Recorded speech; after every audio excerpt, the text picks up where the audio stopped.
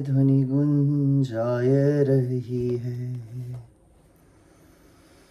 ज्ञानी मुनिजन मार्ग बताते, चलना भी तो अब स्वीकारो। भव का अंत किया जीवों ने, भेद विज्ञान ही मूल विचार फिरूं मैं। कब तक यूं संसार फिरूं मैं, अब तो माता पार उतारो। अक्षुण ज्ञान का दीप जले नित, सिद्ध शिला मैं हूँ वास हमारो। केवल ज्ञान का दीप जले नित, सिद्ध शिला मैं हूँ वास हमारो। सिद्ध शिला मैं हूँ वास हमारो। पंच परमेष्टि भगवान की जय। सभी को जय जिनेन्द्र। हमारा विषय अमूल्य तत्व विचार। अमूल्य तत्व, तत्वों का तो वर्णन पड़ा है, तत्वों का स्वरूप भी समझा है अनंतों बार, पर जीव ने कभी भी तत्वों के बारे में विचार नहीं करा गहराई से, इसलिए उसको रिजल्ट नहीं मिला।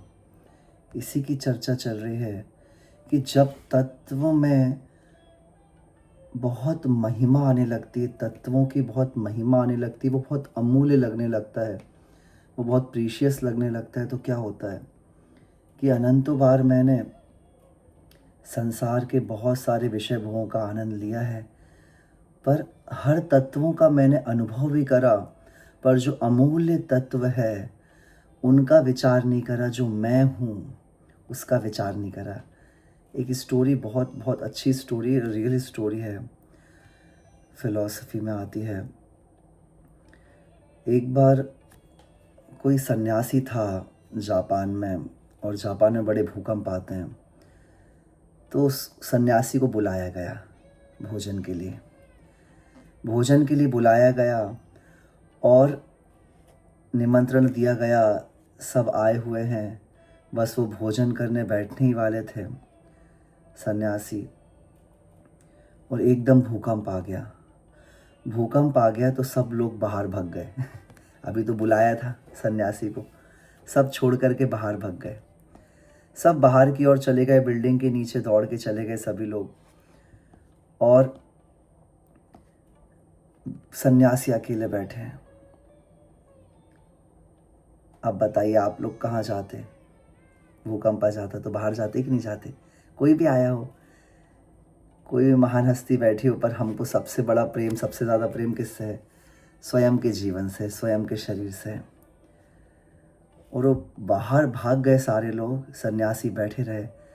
थोड़ी देर बाद भूकंप रुक गया, भूकंप शांत हो गया। 1-1.5 घंटे बाद सब लोग आते हैं, सन्यासी बैठे थे शांति से।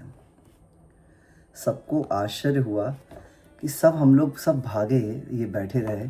तो पूछते हैं वो सभी लोग कि आपको डर नहीं लगा? सुन रहे हैं आप शिल्पी दी? आपको डर नहीं लगा? सन्यासी जी पूछते हैं। आवाज़ आ रही ना आप लोग को? हाँ। तो सन्यासी कहते हैं, वो सब पूछते हैं आप क्यों नहीं भागे?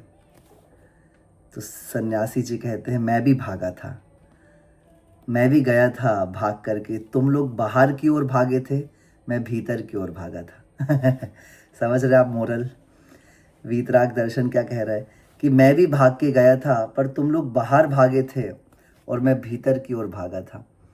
तुम बाहरी शरीर की सुरक्षा करना चाहते हो, इसलिए बाहर भागते हो, और मैं अपने अंदर आत्म स्वरूप की रक्षा करना चाहता हूँ। मैं जो हूँ उसकी रक्षा करना चाहता हूँ, इसलिए मैं अंदर भागा था। मोरल आप लोगों को समझ में आ रहा होगा कि तत्वों का हमने आनंद वास्तव में लिया है, पर तत्वों को गहराई से, बहुत गहराई से समझा नहीं है। आप लोग सब विचार करेंगे, व्यस्तता होगी इसलिए आप लोग सब कैमरा ऑफ करके बैठे हैं। ऑन करके बैठने में क्या होता है, डिस्टर्बेंस नहीं होता है, आप लोग को आकुलता नहीं होती है, तो दूसरे काम भी चलते रहते हैं। बट थोड़ी देर के लिए सारे काम छोड़ करके 25 मिनट्स के लिए हमको शांत बैठ जाना है। और यहाँ पे बार बार विचार करने का कह रहे हैं आचार्य परमेश जी कि बहुत दुर्लभता से तत्वों को तो हम हमेशा से अनादिकाल से देख रहे हैं, शरीर भी तत्व है, मैं स्वयं एक तत्व हूँ, पर मैंने अनादिकाल से तत्वों का विचार नहीं करा है। मिनियापोलिस से, है ना, तत्वों का विचार नहीं करा मैंने। बहुत बार मैंने भोगा है, बहुत बार मैंने सब देखा है, पढ़ा भी है, इतना अध्ययन कर लिया कि मैंने दूसरों को पढ़ा दिया। और आचार्य तो ऐसा कहते हैं जैनाचार्य शास्त्रों में कि मैं इतना ज्ञानी भी हो गया कि मेरे द्वारा जो मैं प्रवचन करता था कई कई बार, तो मेरे वचनों से प्रभावित होकर के कई लोगों को सम्यक दर्शन हो गया, वो मोक्ष चले गए। पर मैं संसार में ही परिभ्रमण करता रहा। वो सन्यासी की कहानी हमको सिखाती है कि हम कब तक बाहर की ओर भागेंगे, विचार करेंगे। हाँ, कल मैं डेनवर में था, तो डेनवर में ऊपर पहाड़ है एकदम, वहाँ पहाड़ में शांति से बैठ जाओ, बैठ गए। अब मैं देख रहा था कि अगर हम ऊपर जाएंगे, अगर जितने जितने जितने जितने ऊपर जाते हैं तो हम लोग कितने से दिखते हैं, दिखेंगे ही नहीं हम लोग तो, है ना। हमको लगता है कि हम कुछ हैं, पर वास्तव में जितनी ऊंचाई में जाते हम हैं ही नहीं। हमारा घर दिखेगा ही नहीं, हमारा शहर दिखेगा ही नहीं, पृथ्वी भी नहीं दिखेगी। क्योंकि जैन दर्शन के अनुसार हो चाहे साइंस के अनुसार हो, असंख्यात द्वीप समुद्र हैं। जैन दर्शन के अनुसार भी असंख्यात द्वीप समुद्र हैं। जम्बू द्वीप है, फिर समुद्र है, फिर द्वीप है, फिर समुद्र है। और साइंस के अकॉर्डिंग भी बहुत सारी गैलेक्सीज हैं, असंख्यात। क्या हम लोग देखेंगे उसमें? पर विचार करिए ना कि हम लोग ने कितनी कल्पना करके रखी कि हम कुछ हैं, हम कुछ हैं, हम कुछ हैं, है कि नहीं। मतलब एक छोटा सा संसार बसा के रखा है और उसी में हम लोग पता नहीं क्या क्या कल्पना करते रहते हैं कि बस हमारे हम, हमारे परिवार, हमारे बच्चे, हमारा घर, कितनी कितनी सारी टेंशन्स घूम रही हैं। आप विचार करें कभी। तो मैं वही सोच रहा था बैठ करके वहाँ कि देखिए कितने से हैं, कितना सा हमारा अस्तित्व है। हम अगर चले भी जाएं तो संसार में किसी को फ़र्क पड़ेगा क्या, बताइए। तो भी हमको क्या लगता है कि हम नहीं रहेंगे तो क्या होगा। किस किस को ऐसा लगता है, सच बताइए, हम नहीं रहेंगे तो क्या होगा। इस प्रकार की जो कल्पना है उसी को तोड़ने के लिए आचार्य परमेष्ठी कह रहे हैं कि अमूल्य तत्वों का विचार करो।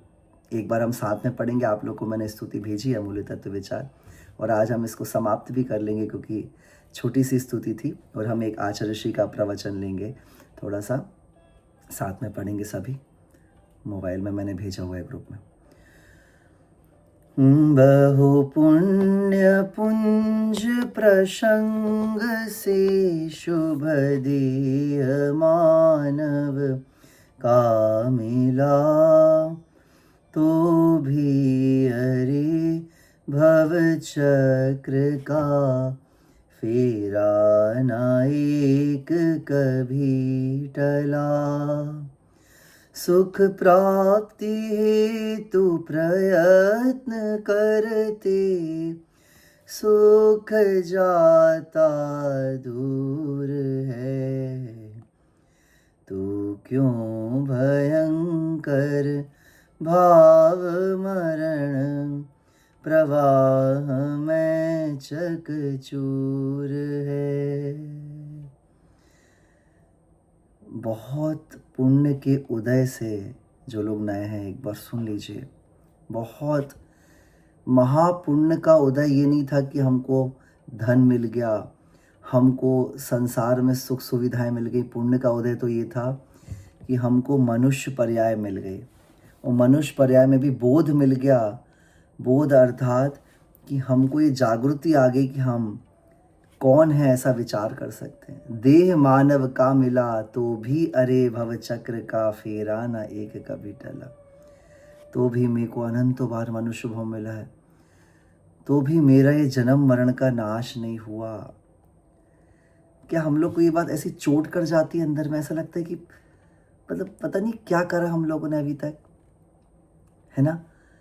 कि मनुष्य पर्याय मिली, फिर छोटे थे तो कुछ समझ में नहीं आता था, फिर बड़े हुए तो पढ़ाई में लग गए, फिर थोड़े और बड़े हुए तो जिम्मेदारी में लग गए, और उसको निभाते निभाते निभाते निभाते आयु बीत गई। और आयु बीत गई और फिर एक ऐसा समय आता है कि हमको लगता है कि नहीं, हमें कुछ करना था, पर हम कुछ कर ही नहीं पाए। फेरा न एक कभी टला, सुख प्राप्ति हेतु प्रयत्न करते, सुख जाता दूर है।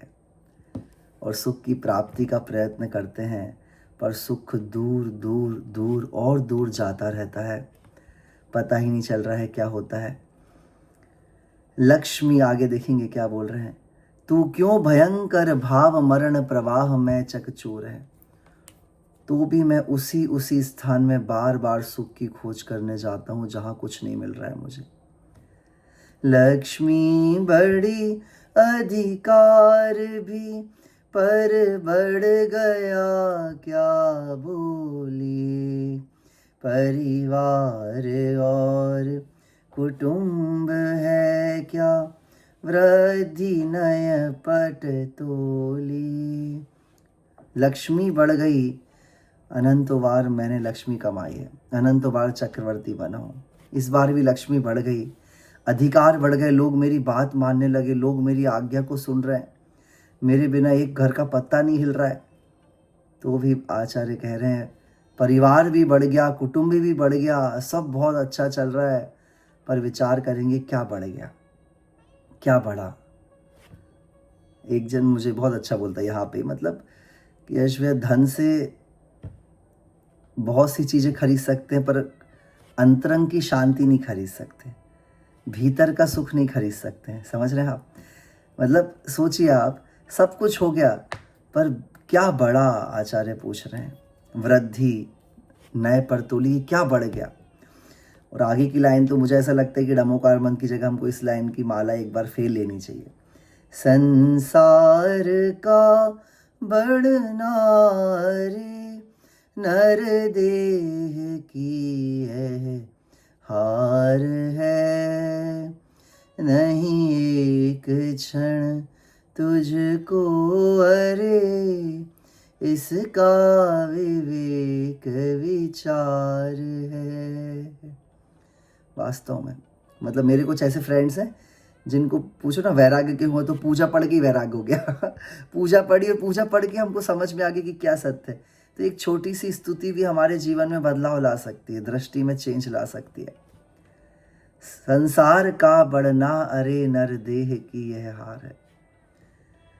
बस इस बात को आप याद रखो। मैं जब भी मुझे कोई विकल्प आते हैं, जब भी मुझे ऐसा लगता है कि मैं संसार में फंसते जा रहा हूँ, तो ये लाइन मैं दोहराता हूँ, और कि संसार बढ़ रहा है ना, तो ये जो मनुष्य पर्याय मिली है, ये क्या हो रही है, नष्ट हो रही है, इसकी दुर्लभता जाते जा रही है।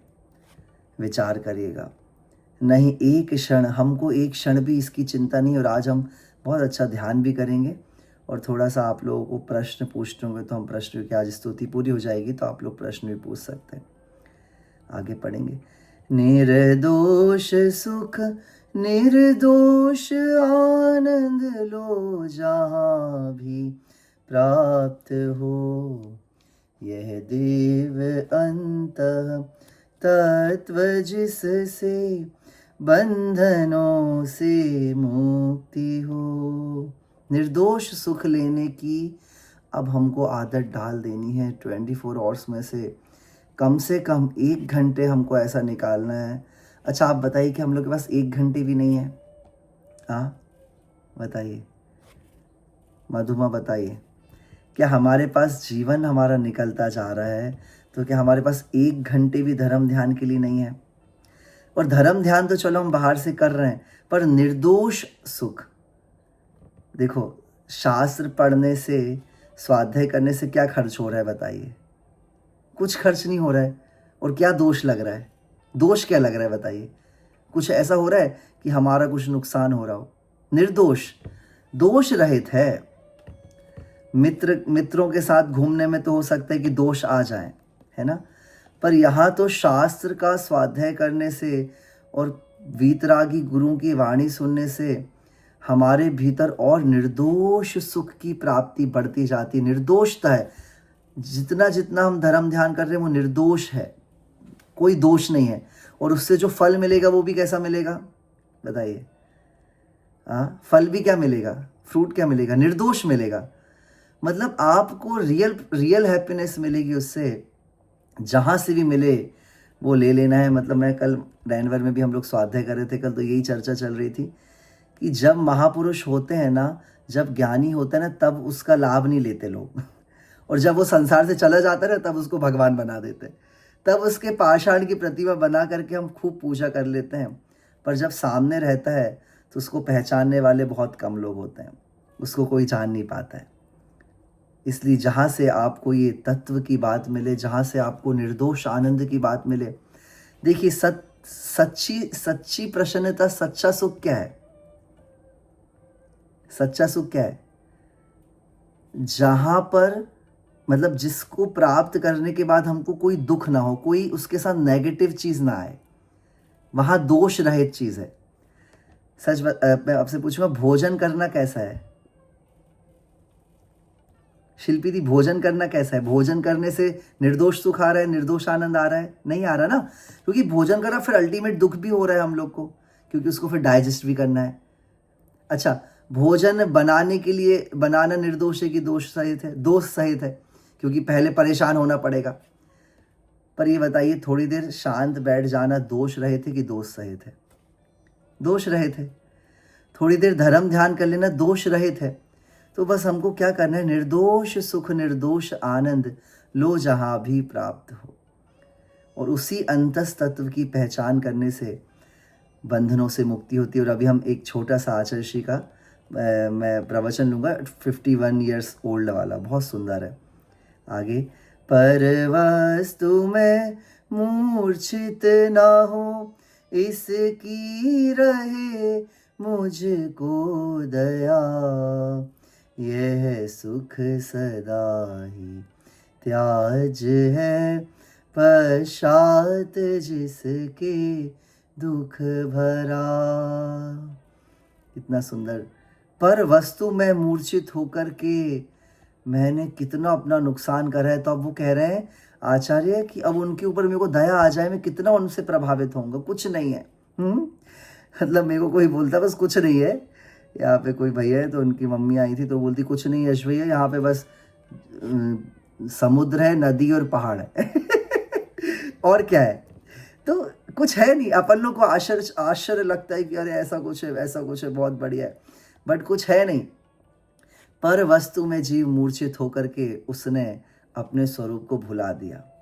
और सबसे अच्छी लाइन आगे की, मैं कौन हूँ, आया कहाँ से, और मेरा रूप क्या, संबंध दुखमय कौन है, स्वीकृत करूं परिहार क्या, इसका विचार विवेक पूर्वक शांत होकर कीजिए, तो सर्व आत्मिक ज्ञान की सिद्धांत का रस पीजिए।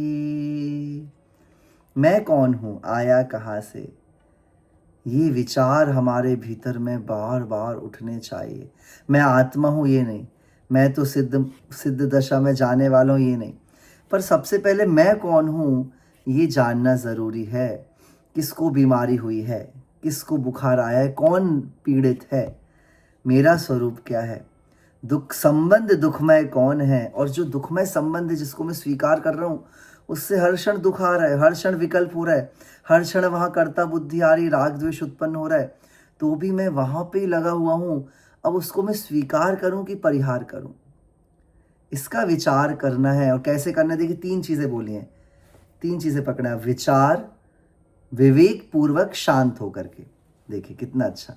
पहले तो आपको शांति से बैठ जाना है और फिर विवेक पूर्वक विचार करना है। देखो विचार सबको आते हैं, सब विचार कर रहे हैं, संसार बढ़ाने का विचार कर रहे हैं, अच्छा जीवन जीने का विचार कर रहे हैं, जीवन को व्यवस्थित करने का विचार कर रहे हैं। पर कितना सुंदर कह रहे हैं कि विचार तो करना है, पर किसके साथ करना है? विवेक के साथ करना है। विवेक नहीं आया है, सम्यक्त्व नहीं आया है। आगे पढ़ेंगे। इस किस का वचन उस तत्व की उपलब्धि में शिवभूत है। निर्दोष नर का वचन रे वह स्वानुभूति प्रसूत है। जिसका वचन, अब देखिए हम कई लोग को सुनते हैं, पर हम इसका निर्णय करें कि किसको सुन करके हमारे भीतर में परम आनंद उत्पन्न हो रहा है, परम शांति उत्पन्न हो रही है। संसार में हम कितनी चर्चाएं करते हैं, पर हमको ये ढूंढना है कि किसको सुन करके, जिनवाणी को सुन करके आपके अंदर शांति आ रही है। वो निर्दोष नर, वो वीतरागी मुनिराज, वो परम ज्ञानी मुनिराज, उनके वचन जो हैं, मतलब वो बोलेंगे भी नहीं ना तो आपको अंदर में उनकी टैली हो जाएगा। समझ रहे हैं? टैली मतलब आप उनको देख करके अंदर में शांति प्राप्त कर सकते हैं। ये बताइए, रसगुल्ले का कितना भी वर्णन करें पर क्या उसका स्वाद आ सकता है?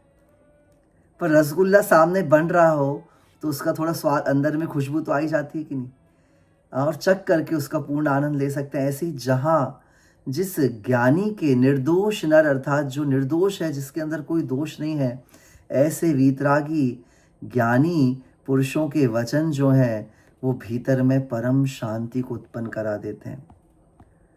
उसकी ओर बार बार देखना है। तारो अरे तारो निजात्मा शीघ्र अनुभव कीजिए।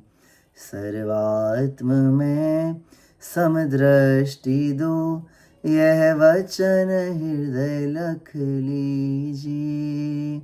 सर्वात्म में समदृष्टि दो, यह वचन हृदय लख लीजिए। और कह रहे हैं, प्रभु से प्रार्थना कर रहे हैं कि भीतर में मुझे, जो मैंने आज तक स्वयं को नहीं जाना है, उसकी मुझे अनुभूति हो जाए प्रभु, और मैं समभाव में आ जाऊं।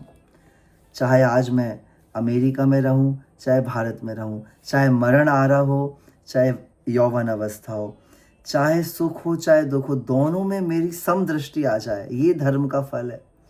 हमको लगता है वैभव बढ़ गया, हमको लगता है कंफर्ट बढ़ गया तो पुण्य का उदय है। नहीं, पुण्य का उदय किससे है? अंतरंग में जो समदृष्टि, क्या बोल रहे हैं, सर्वात्म में समभाव आ जाए। कैसा भी उदय हो, कैसा भी उदय हो, मेरे भीतर में शांति रहे, ऐसा मेरे अंदर में, मैं हृदय में भावना भाता हूँ प्रभु से। और ये बहुत सुंदर स्तुति थी।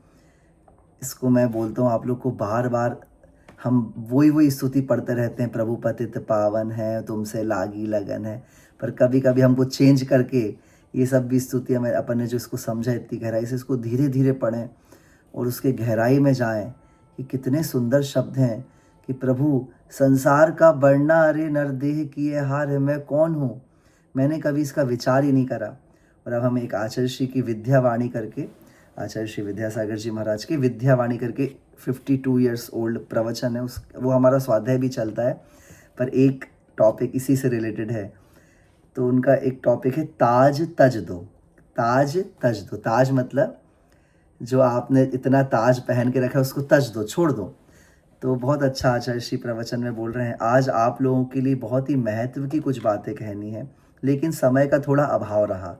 समय का अभाव तो नहीं है, देखो कितना अच्छा कह रहे हैं आचार्य श्री, समय का अभाव तो नहीं है, किंतु आप लोगों में धर्म के उत्साह का अभाव है इसलिए भाग जाते हो। आचार्य जी कह रहे हैं, मैं अपनी बात को बहुत ही संक्षेप में रखने की चेष्टा करूंगा। आप लोगों ने भगवान महावीर के 25वें निर्वाण महोत्सव के अंतर्गत जिस उत्साह के साथ कदम बढ़ाया है वह सराहनीय है। उनके संदेशों को जीवन में उतार कर आगे बढ़ना है। दीपावली के दिन ही महावीर भगवान ने अपना वास्तविक दिग्दर्शन किया था। महावीर उपाधि का विमोचन किया था, इसलिए निर्वाण कहते हैं। और वो सिद्ध दशा को प्राप्त हो गए थे। अब वो कभी संसार में नहीं आएंगे, इसलिए जयंती बनाते हैं। अपन लोग बर्थडे मनाते हैं, पर अपन लोग तो फिर से जन्म ले सकते नहीं, कोई भरोसा थोड़ी ना कि हम जन्म ना लें, और भी लेंगे ना। अभी तो संसार में पंचम काल है, तो फिर लेना है नेक्स्ट बर्थ। तो कह रहे हैं कि उनने तो अंतिम भाव था, सिद्ध बन गए, इसलिए उनकी जयंती। तो कह रहे हैं उसी दिन उन्होंने वास्तविक जन्म लिया था। हमारा तो वास्तविक जन्म अभी हुआ नहीं है।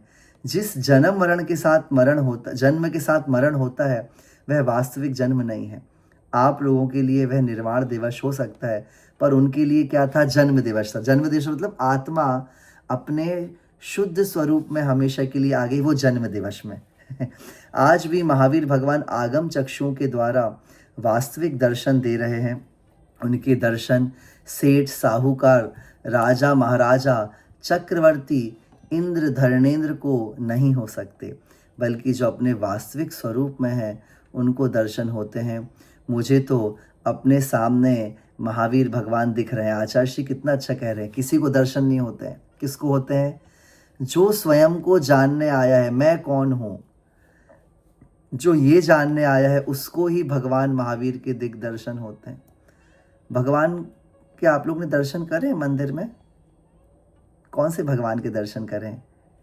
तो आचार्य श्री कह रहे हैं पाषाण के भगवान के दर्शन कर रहे होंगे, पर महावीर भगवान के दर्शन उसी को होते हैं जिसको अंतरंग में स्वयं को के दर्शन करने की जिज्ञासा है। उन्हें संसार से मुक्ति मिल गई। महावीर का जो जीव था, महावीर का जीव जो था, वह तुम्हारे से ओझल हो गया, वो हमको नहीं दिख रहा है। शरीर पौद्गलिक है, पुद्गल का जन्म कोई जन्म नहीं है। जीव का जन्म अनादि से हुआ ही नहीं है, और मैं तो जन्म मरण करता ही नहीं हूँ। तो हमको ऐसा लग रहा है कि महावीर भगवान चले गए, पर वो तो हमेशा वो आत्मा थी, है और रहेगी। जीव का रहना आयु कर्म के बिना नहीं हो सकता है, और आयु कर्म से छुटकारा ही जीव का बंधन से छुटकारा है। अनादिकाल से हमारा मरण ही हो रहा है, क्योंकि अनादिकाल से जीव के साथ आयु का संबंध चल रहा है। इसलिए कहा है आचार्य श्री ने तन 6 डाला में, तन उपजत अपनी उपज जान, तन नशत आप को नाशमान, रागादि प्रकट ये दुख देन, तिन्ही को सेवत गिनत चैन। महावीर तो जिन हो गए, भगवान बन गए, पर आप, हम जैन होकर, उनके उपासक होकर भी दुख का अनुभव कर रहे हैं। शरीर का जन्म हो रहा है, मिट रहा है, लेकिन जीव के जन्म होने पर आत्मा का स्वरूप जो अनंत शक्ति का भंडार है, उसके दर्शन मुझे नहीं हुए हैं। देखो आचार्य श्री भी 51 वर्ष पुराने प्रवचन है ये। जब वो दीक्षा मतलब आचार्य पद मिला था 2-3 साल बाद अजमेर चातुर्मास के, और आचार्य श्री कह रहे हैं देखिए कि हम वास्तव में अपने त्रैकालिक सत्ता को नहीं जान पा रहे हैं। वह वास्तविक ज्ञान अंदर में है, पर वहाँ हमने ताला लगा के रखा है। तिजोरी में ताला लगाया है कि अंतरंग में ताला लगाया है? महोत्सव मनाते जाओगे तो भी ताले खुलेंगे नहीं, और अपने आप दरवाज़ा बंद होने पर बाहर का प्रकाश अंदर नहीं आ सकता। अंदर का प्रकाश ही बाहर लाना पड़ेगा। महावीर भगवान ने क्या काम किया? तो बहुत अच्छा उन्होंने लिखा है आचार्य श्री ने पद, ना आदि व्याधि मुझ में न उपाधियाँ हैं, मेरा न है मरण ये जड़ पंक्तियाँ हैं, मैं शुद्ध चेतन निकेतन हूँ निराला, आलोक सागर अतः समदृष्टि वाला। मैं कौन हूँ? महावीर कौन थे? आप कौन हैं?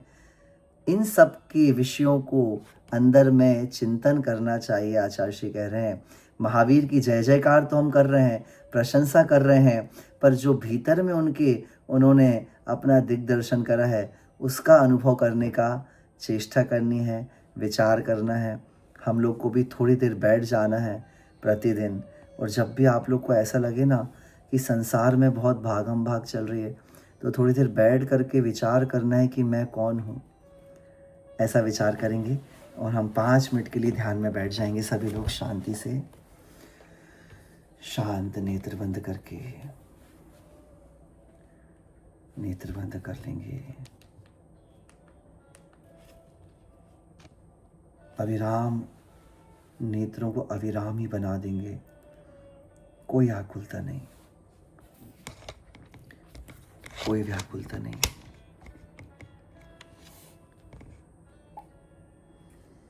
और आती जाती सांसों पर ध्यान देंगे। श्वास आ रही है, जा रही है, आ रही है, जा रही है, आ रही है, जा रही है।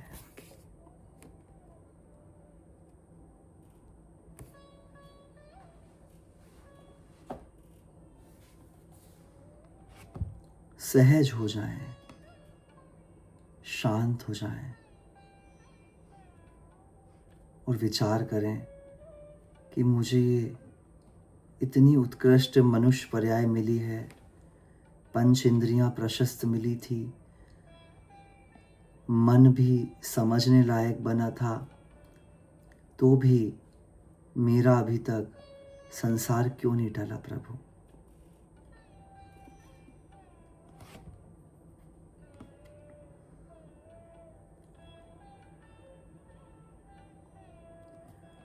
और मैं कब तक बाहर के विषयों में, बाहर के भोग विषयों में सुख की खोज करता रहूँगा।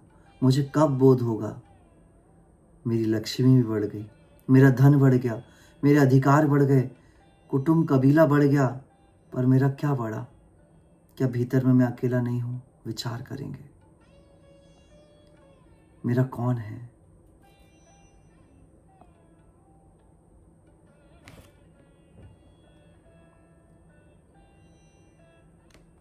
और इसका तो मैंने प्रभु कभी विचार ही नहीं करा कि संसार का बढ़ना, अरे मेरा ये जो संसार बढ़ता जा रहा है, मुझे लग रहा है कि मैं तो आनंदित होता जा रहा हूँ, मैं सुखी होता जा रहा हूँ, पर वास्तव में जैसे जैसे आयु बढ़ रही है, मेरा तो संसार कम होना था।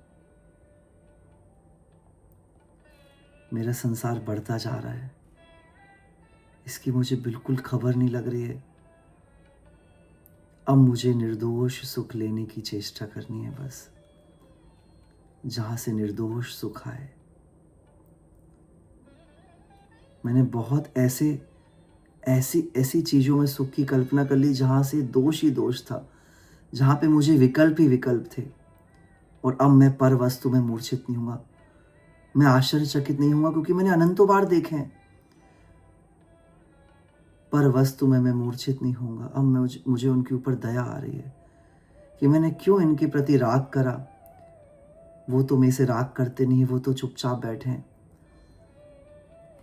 और अब मैं विचार करूंगा, मैं कौन हूँ, मैं कौन हूँ? ये शरीर से भिन्न, भीतर में जो महावीर भगवान ने विचार करा और उन्होंने जो आनंद प्राप्त करा, मैं उसका विचार करूंगा अब कि मैं कौन हूँ। विचार नहीं, विवेक पूर्वक विचार करूंगा, अवेयरनेस के साथ, क्यूरियोसिटी के साथ, और शांत बैठ करके। और आप सबको यहाँ पे इतनी शांति मिल गई है नेचुरली, उस शांति का फ़ायदा उठा लें और विचार करें कि मैं कौन हूँ। ये संबंध जो वो क्या है, क्या वास्तव में जो दिख रहे हैं आसपास वो मेरे हैं? और ऐसा विचार करके जो आपको रिजल्ट मिलेगा, वो ही वीतरागी मुनियों की श्रद्धा का आधार है। वो मुनिराजों ने बस यही कहा है कि थोड़ी देर बैठ जाओ शांत और अपने आप को खोजो भीतर में। बस धीरे धीरे धीरे धीरे एक समय ऐसा आएगा, the peak point, in that time you have self realization, you know the self, who you are. और बस वहीं पे ही शांति, वहीं पे ही समाधान, और वहीं पे आपके लक्ष्य की पूर्ति होगी। बस प्रभु मुझे इतनी शक्ति दें कि मैं बस इस प्रकार की शांति को इस भाव में प्राप्त कर लूँ, बस और कुछ नहीं। और कितना पढ़ूँ, कितना जानूँ, बस मेरे भीतर में परम समता भाव आता जाए, आता जाए, आता जाए, इसी भावना के साथ। ओम, हाथों को रब करके नेत्रों में लगा लेंगे। समय हो गया है प्रश्न उत्तर। मेरा मन ये है कि मैं नेक्स्ट वीक के बाद इंडिया पहुंच जाएंगे और वहाँ उसके बाद हम एक ग्रंथ शुरू करने वाले हैं शांति पथ प्रदर्शन ग्रंथ, तो बहुत अच्छा लगेगा आप लोग को। मैं PDF भी भेज दूंगा और आप लोग को ग्रंथ भी मिल सकते हैं मंदिरों में यहाँ पे किसी ना किसी के पास, तो आप लोग लेके रखें, हम वो पढ़ेंगे शांति पथ प्रदर्शन ग्रंथ। और इतना सुंदर है, और वो मीटिंग हमारी लंबी भी चलेगी, तो उसमें हम लास्ट में क्वेश्चन आंसर लेंगे, ठीक है ना।